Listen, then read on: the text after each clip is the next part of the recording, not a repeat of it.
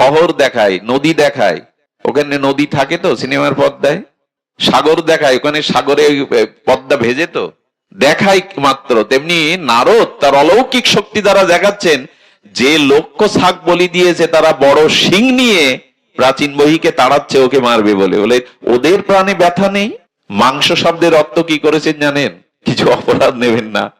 মাংস শব্দের অর্থ করেছে মাম স, আমি যে প্রাণীকে হত্যা করে খাচ্ছি কোনো না কোনো জন্মে সে আমাকে ওই রূপে খাবে। এই শব্দের অর্থই হলো মাংস, মাংস। সে আমাকে ওই রূপ। কেমন তুমি বলি দিতে পারো? তোমার একটা আঙুল কেটে মাছ চরণে দাও দেখি। ওদের বলবেন তো একটা মানুষ, একটা প্রাণীর মুন্ডু কেটে নিল, ওর আঙুলটা দিতে বলুন তো। একটা মায়ের কোল খালি করছেন, ওর প্রাণে ব্যথা নেই? ওর প্রাণে ব্যথা নেই। আচ্ছা, একটা মায়ের কোল খালি করলেন আপনি, একটা জীবকে হত্যা করলেন আপনি। হ্যাঁ, বলি ছিল বেদে, এখন নাই, কলিযুগে নাই। বৈদিক ঋষিরা, প্রাজ্ঞ ঋষিরা, তারা জরাজীর্ণ বৃদ্ধ পশুকে মন্ত্রপুত করে বলি দিয়ে আবার তার পুনর্জীবন সুস্বাস্থ্য ফিরিয়ে দিতে পারত। এখন করেন তো আপনি। যজ্ঞ থেকে তারা দ্রৌপদীকে, যজ্ঞশ্রেণী দ্রৌপদীকে তারা জন্ম দিল। পারবেন যজ্ঞ থেকে দ্রৌপদীকে জন্ম দিতে? দশরথ যজ্ঞ করে সেই যজ্ঞের পরমান্ন আহুতি দিয়ে কৌশল্যা, সুমিত্রা, কৈকেয়ীর গর্ভে 4 অংশে ভগবান এলো। যজ্ঞ কিনা পাত্র ঋষিরা জরাজীর্ণ পশুকে আত্মাহুতি দিয়ে তার পুনর্জীবন দিতে পারত। এখন বলুন তো।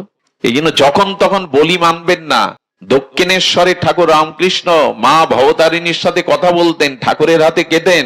যদি মা বলি ভালোবাসত, অন্তত রামকৃষ্ণ দেবকে একবার বলতো তুই আমাকে ছাগল বলি দে। বলেছে? রামকৃষ্ণ বললেন যত্র জীব তত্র শিব, প্রতিটা প্রাণীর মধ্যে ঈশ্বর আছে। ওদিকে বলি চলায় আর সিলেক্টেড থাকে, চাঁদাকার বাড়ি থেকে এসছে, ওদিকে মাল মশলা কিনতে থাকে, আজ রাত্রে খাবো। এটা ধর্ম? কোন প্রাণী হত্যা করে বর্তমান কলিযুগে ধর্ম হয় না। রক্তের গঙ্গা বয়ে দিচ্ছে। নারদ বলছে ধর্মের নামে অধর্ম করছেন কেন? নারদের কথা আমার না, আমি বলবার কেহ না, আমার বলবার অধিকারও নেই, সে সামর্থ্য নেই।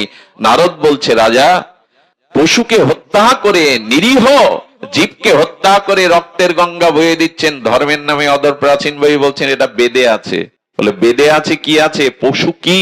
পশু আমাদের ভিতরে, কথা সবার জানা, পশু আমাদের ভিতরে কাম, কামনা, বাসনা, এগুলিকে বলি মানে উৎসর্গ, তার চরণে উৎসর্গ দাও। ভেতরের পশু বলি দিতে পারলেন না, কাম ক্রোধ বলি দিতে পারলেন না, একটা প্রাণীকে মুন্ডু কেটে আপনি আস্বাদন করলেন, এর বলি বলে?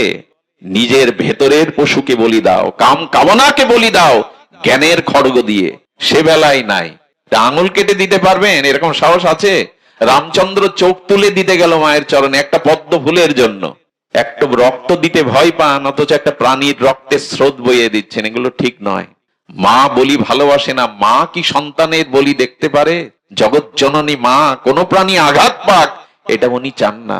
এই জন্য এইসব প্রথা থেকে বেরিয়ে আসুন। আমরা বেরিয়ে এসছি, এই জন্য বলছি। ভাগবতের উল্লেখ করেছেন, প্রাচীন বইয়ে বললেন, রাজা বললেন বেদে আছে, উনি বোঝালেন বেদের বলির অর্থ ওটি নয়। প্রাচীন বইকে তখন বলছেন আপনারাও শুনুন যারা বলি দেন। বললেন আপনাকে আমি একটা দৃশ্য দেখাচ্ছি, দেখেন। সিনেমার পর্দায় শহর দেখায়, নদী দেখায়, ওখানে নদী থাকে তো সিনেমার পর্দায়, সাগর দেখায়, ওখানে সাগরে পদ্মা ভেজে তো দেখায় মাত্র। তেমনি নারদ তার অলৌকিক শক্তি দ্বারা দেখাচ্ছেন যে লক্ষ্য শাক বলি দিয়েছে তারা বড় শিং নিয়ে প্রাচীন বহিকে তাড়াচ্ছে ওকে মারবে বলে। বলে ওদের প্রাণে ব্যথা নেই। মাংস শব্দের অর্থ কি করেছেন জানেন?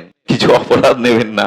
মাংস শব্দের অর্থ করেছে মাম স, আমি যে প্রাণীকে হত্যা করে খাচ্ছি কোনো না কোনো জন্মে সে আমাকে ওই রূপে খাবে। এই শব্দের অর্থই হলো মাংস, মাংস। সে আমাকে ওই রূপে খাবে। এই জন্য শাস্ত্র বলেছেন ওই প্রাণীকে ব্যথা দিয়েছেন কি করছে দেখেন, শিং নিয়ে সিনেমার পদ্মার মতো দেখাচ্ছে। প্রাচীন বইয়ের রাজার পেছনে 1 লক্ষ শিং নিয়ে তাকে হত্যার জন্য তাড়াচ্ছে। উনি ভয় পেয়ে নারদের চরণে পড়ে বললেন আপনি কৃপা করুন, আপনি আমার উপায় বলে দিন, আমার ঠিক হয়নি। দেবর্ষিবাদ নারদ তখন বললেন আপনি যান, সাধুর সঙ্গে বসে, সাধুরা যেখানে হরি গুণাগুণ কীর্তন করছেন ওখানে বসে হরি কথা শুনুন, তাহলে আপনার প্রায়শ্চিত্ত হবে, কৃপা হবে। এই দেখুন প্রাচীন বহি রাজা সাধারণ না। তখন উনি বলছেন, গুরু মহারাজ আস্বাদন দিয়েছেন, আমি রাজা, আমি সবার মধ্যে গিয়ে বসে পাঠ শুনবো? আমি রাজা না, আমার একটা মর্যাদা আসে না, আমি ঘরে বক্তা ডেকে পাঠ শুনবো? যে আপনাদেরও তো এখানে যারা আছেন তারা আমার প্রণম্য, তারা আমার মাথায় পা দিয়ে চলার মতো জ্ঞানী গুণীজন, আপনারা বাড়ি ডেকে ঘরের মধ্যে এটা শুনতে পাবেন না? কিন্তু বলছে হবে না রাজা, ঘরে বক্তা ডেকে এনে তুমি রাজা বলে, মহান বলে ঘরে বক্তা ডেকে এনে শুনলে কাজ, সাধুদের মধ্যে গিয়ে বসে তোমাকে শুনতে হবে। আচ্ছা, এখন অনেকেই বলে বাবা আমি অনলাইনে পাঠ শুনি, আমি মোবাইলে পাঠ শুনি। হ্যাঁ, এটা শুনতে হয়, মোবাইলে শুনতে হয়, শুনে অনেক মানুষের জীবনে পরিবর্তন আসে, কিন্তু প্রেম ভক্তি কিন্তু মোবাইল দিতে পারবে না, ওর মধ্যে পাঠে ওটা দিতে পারবে না। শুনুন তাহলে কি করে দেবে। আচ্ছা, খোকনদা আমাকে আজ দুপুরে নিমন্ত্রণ করেছেন, আমি বলছি দাদা কোন রকমে যেতে পারছি না, এখন তো যন্ত্রের দুনিয়া, মোবাইলের দুনিয়া, মোবাইলের মাধ্যমেই সেবা দেন। তো উনি ভিডিও কল দিয়ে যা যা রান্না করেছেন দেখাচ্ছেন, ওটা পাবো তো বাড়ি বসে? সবকিছু যন্ত্রে হয় না, যন্ত্রের দ্বারা সবকিছু হয় না। এই জন্য সাধুদের মধ্যে বসে হরি কথা শুনতে হয়, কারণ এখানে এমন একজন ভক্ত আছে, এমন একজন আছে কেন বলছি জানেন? ভক্ত না হলে হরি কথা সেখানে, ওই ভক্তের ভেতরে যে ভজন অনুভূতি আছে এখানের বাতাসে ওটা ছড়িয়ে পড়ছে। এখানে যারা বসেছে তাদের চিত্তকে ওই সাধুর অনুভূতি সংক্রামিত জীবাণুর মতো আক্রমণ করবে, তার ভেতরে ওই ভাবনা জেবে যাবে। এই জন্য বললেন কৃষ্ণ ভক্ত সঙ্গ করো, কৃষ্ণ ভক্তের দিকে তাকাও, তাদের মধ্যে বসো, তাদের হৃদয়ের ভক্তি সঞ্চারিত হবে তোমার মধ্যে। এই জন্য রাজা তুমি ভক্তদের মধ্যে বসে হরি কথা শোনো। প্রাচীন বহির মোহ দূর হলো কিসে? হরি কথাতে। আর কত বলা যায়, কতজনের নাম নেওয়া যায়।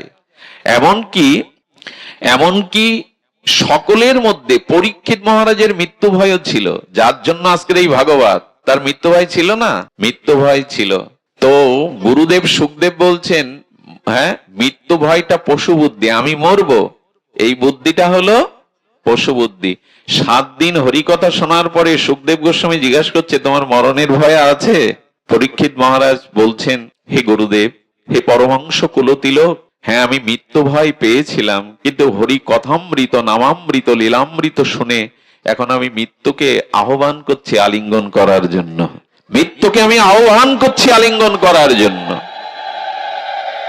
অর্থাৎ পরীক্ষিত মহারাজের যে মৃত্যু ভয়টুকু ছিল সেগুলো শ্রী গুরুদেবের শ্রীমুখে হরি কথা শুনে চলে গেল। বলল তক্ষক এসে যদি আমাকে এখন দংশন করে তবু হরি কথামৃত হতে আমায় বঞ্চিত করবেন না, আমি মৃত্যু ভয় করি না।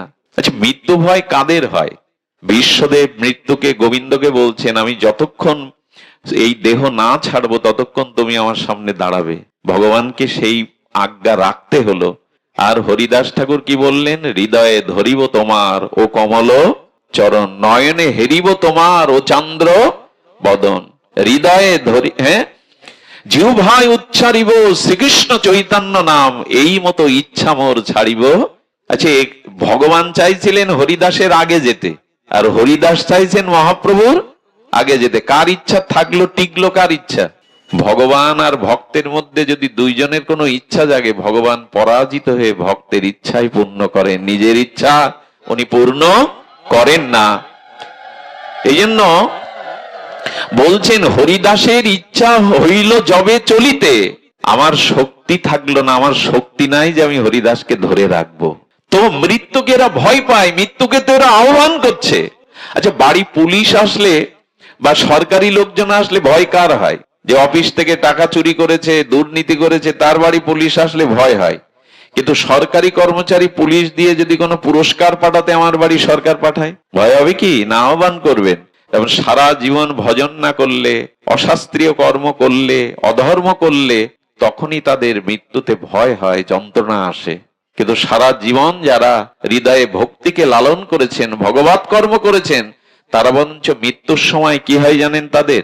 আচ্ছা, বাচ্চা ছেলেরা পাড়ায় খেলতে খেলতে ওরা যখন সন্ধ্যায় বাড়ি ফেরে, মার কথা মনে পড়ে, কি করে জানেন? সিংহ দুয়ারের কাছে এসে মাকে দেখে আনন্দে এসে মার কোলে জাপ দেয়। তেমনি সারা জীবন যারা ভগবানকে নিয়ে খেলা করেছেন তারা কি করে জানেন? তারা শেষের দিনে এই মাকে সন্তান সারাদিন খেলার পরে দেখে যখন আনন্দে কোলে উঠে ঝাঁপ দেয় মা মা করে, ভক্তও তেমনি মৃত্যুর সময় গোবিন্দ দেখে তার কোলে উঠতে চায়, তার কোলে উঠতে চায়, তার যন্ত্রণা হয় না। এই জন্য পরীক্ষিত মহারাজ পর্যন্ত মৃত্যু ভয় দূর হলো হরি কথায়। বলছেন, হে গুরুদেব, কত যোগী ঋষি মুনিরা যুগ যুগান্তর তপস্যা করে দুর্লভ গোবিন্দ চরণ পায় না, আর আমি বিষয়ী, আমি রাজা, আমার মাথায় ছিল বিষয়ের মুকুট, আমি 7 দিনে হরিকথায় কি করে গোবিন্দ চরণ পাবো? পরীক্ষিত মহারাজ বলছেন, হরিকথার মহিমা আপনি জানেন না রাজন। আরে 7 দিন না, 7 ঘন্টা না, 7 মিনিটও না, তক্ষক যদি আপনাকে দংশন করে, আর আমি যদি 1 মিনিটও হরিকথা আপনার কানে দিতে পারি, তবে আপনি গোবিন্দ চরণ পাবেন। এই হরিকথার এমন মহিমা। 1 মিনিটও যদি আমি আপনার কর্ণে হরিকথা দিতে পারি। তো এই জন্য তব কথামৃতম তপ্ত জীবনম। কবিগণ, সুক, ব্যাস, বাল্মীকি, এরা এই কবিগণ তোমার মহিমা কীর্তন করেছেন। কবি কারা জানেন? কবি কারা?